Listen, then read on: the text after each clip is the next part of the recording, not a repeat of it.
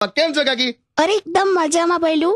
ઓહ, હા આજ સવારે શું કર્યું તમે? હું નાયો ધોયો.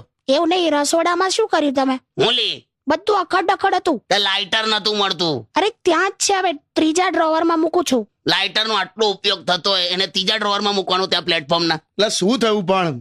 શાક ગરમ કરું તું મને.